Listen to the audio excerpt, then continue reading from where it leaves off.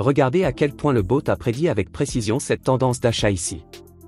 Ici aussi, le bot a montré une tendance à la vente sur le marché, et cela aussi était une prédiction incroyable. Mais le problème, c'est que, sur un marché en range, vous pouvez être trompé par ces faux signaux. Alors, pour éliminer les prédictions de tendance erronées et être sûr d'ouvrir une position en fonction de la tendance, je vais partager avec vous une stratégie qui donne des résultats étonnants. Commençons.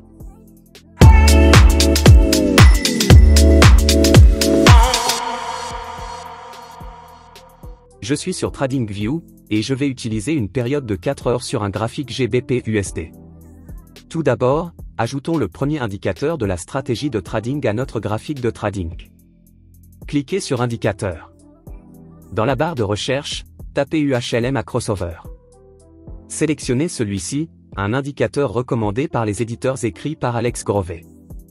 Maintenant, c'est un indicateur très sophistiqué basé sur des moyennes mobiles corrigées, qui lui donne la capacité de s'adapter aux conditions actuelles du marché. Cela aide à minimiser le nombre de faux signaux, en particulier pendant les conditions de marché plat. Une fois ajouté, vous remarquerez deux lignes de moyenne mobile sur votre graphique, et en fonction de leur croisement, la zone entre elles devient rouge ou bleue. Lorsque la ligne bleue croise sous la ligne rouge, l'indicateur génère un signal baissier et la zone devient rouge, montrant que le marché est en tendance baissière. À l'inverse, lorsque la ligne bleue croise au-dessus de la ligne rouge, l'indicateur donne un signal haussier et la zone devient bleue, indiquant une tendance haussière. Cependant, nous n'utiliserons pas directement ces signaux de croisement pour traders. Pourquoi? Parce que ces signaux, malgré les efforts de l'indicateur pour réduire les croisements erronés, peuvent encore mener à de mauvais trades. Par exemple, voici un faux signal qui s'est produit pendant un retracement dans une tendance baissière, ce n'était pas le début d'une tendance haussière, juste un retracement temporaire. Dans cette stratégie, nous utiliserons cet indicateur uniquement pour l'identification des tendances.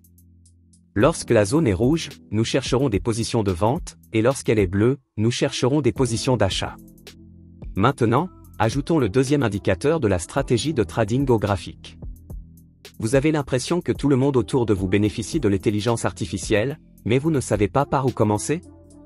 N'attendez plus, commencez dès aujourd'hui. Notre robot de trading gratuit est simple à utiliser, alimenté par l'intelligence artificielle, et peut vous faire gagner jusqu'à 1% de profit chaque jour.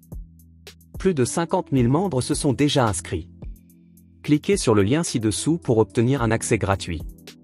C'est l'occasion d'exploiter la puissance de l'intelligence artificielle et de faire un pas vers l'essor financier. Cet indicateur est le CCI. Cliquez de nouveau sur Indicateur. Ici, recherchez CCI et sélectionnez celui-ci. Ensuite, nous devons modifier ces paramètres. Vous pouvez accéder aux paramètres de cet indicateur à partir d'ici. Ouvrez les paramètres et, pour la longueur, définissez-la sur 100. Ensuite, dans l'onglet Style, supprimez la ligne de moyenne mobile et changez la couleur de la ligne CCI en une couleur plus vive, pour qu'elle soit facile à voir sur le graphique de trading. Ce sont tous les changements que nous ferons dans ces paramètres. De plus, nous ajouterons deux lignes horizontales. Ces lignes sont nécessaires pour notre stratégie, et je vais expliquer plus loin dans la vidéo comment nous allons utiliser ces lignes. Vous pouvez sélectionner l'outil ligne horizontale dans la barre d'outils à gauche, puis tout d'abord placer une ligne au niveau 25. Vous pouvez toujours modifier la valeur exacte de la ligne si vous double-cliquez simplement dessus. De cette façon, vous n'aurez pas besoin de la régler manuellement exactement au niveau 25. Et l'autre ligne horizontale sera réglée au niveau -25. En faisant cela, nous créons une plage moyenne pour suivre les retracements. Maintenant que notre configuration est prête, plongeons dans la façon de trader avec cette stratégie. C'est une méthode très simple mais efficace, alors restez jusqu'à la fin pour comprendre tous les détails. Comme mentionné précédemment, lorsque la zone entre les deux lignes est rouge, nous nous concentrerons sur les trades de vente. La ligne CCI joue un rôle critique ici. Pour un signal de vente, la ligne CCI doit clôturer sous le niveau -100, et elle doit venir de la plage moyenne. Je fais référence à cette zone en tant que plage moyenne. Par exemple, dans ce cas, la ligne CCI a clôturé sous le niveau -100, comme nous pouvons le voir. Et cela s'est produit après être revenu à la plage moyenne, l'avoir traversé vers le bas à nouveau, puis traversé et clôturé sous le niveau -100.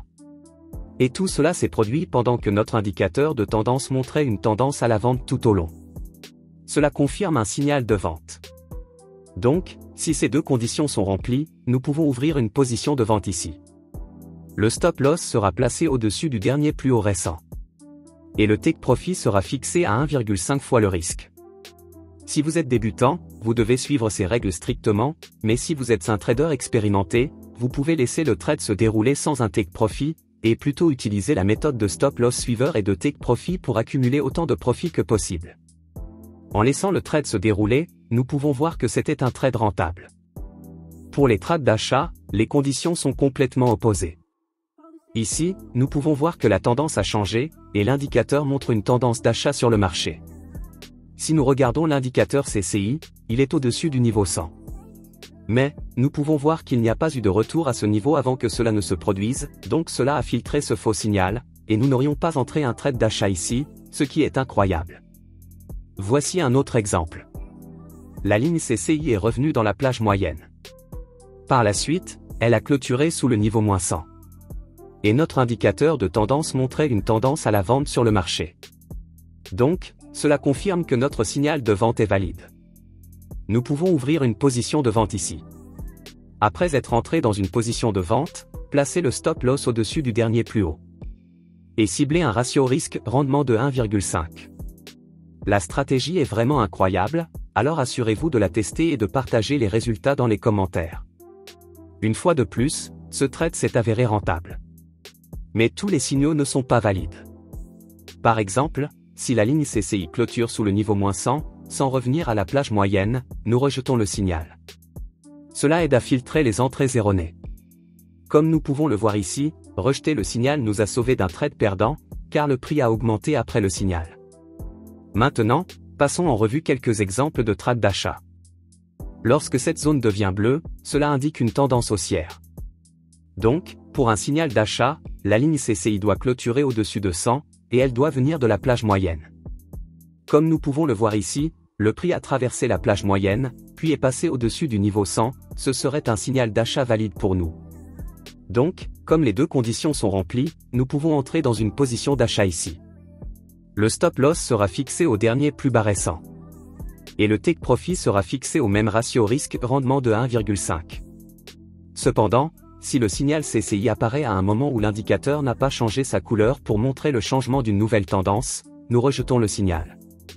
Par exemple, ici, nous avons vu que la tendance a changé, et la ligne CCI a clôturé au-dessus de 100, mais comme la tendance a changé, il n'y a pas eu de retour de la ligne CCI vers la zone moyenne, donc ce signal n'est pas valide. Si le prix était passé en dessous de cela, puis avait traversé le niveau moyen, puis au-dessus du niveau 100, tout en montrant une tendance haussière ou lorsque la couleur de l'indicateur est bleue, alors seulement nous aurions entré un trade d'achat. Donc, nous ne prenons pas ce trade. Parfois, vous n'obtiendrez pas de signaux d'achat valides pendant longtemps, car à ce moment-là, le prix manque du retour nécessaire à la plage moyenne. Et c'est une bonne chose, cela nous aide à éviter de trader sur un marché plat. Voici un autre exemple de signal d'achat. Nous pouvons voir que la zone était bleue, ce qui signifie que l'indicateur montre une tendance haussière sur le marché. Et ici en bas, la ligne CCI a clôturé au-dessus du niveau 100, après être revenu à la plage moyenne. C'est un signal confirmé, donc nous entrons dans une position d'achat ici. Placez le stop loss au-dessus du dernier plus haut, et ciblez un ratio risque-rendement de 1,5. Il est important de respecter les règles et d'éviter de prendre des signaux qui ne remplissent pas les critères, même s'ils semblent prometteurs après coup. Cette configuration est particulièrement efficace pour rejeter les faux signaux pendant les marchés plats. C'est tout pour cette vidéo. Si vous avez des questions, laissez-les dans les commentaires ci-dessous, je serai ravi de vous aider. N'oubliez pas de vous abonner et d'activer la cloche pour ne jamais manquer mes mises à jour. Merci de regarder, à bientôt dans la prochaine vidéo.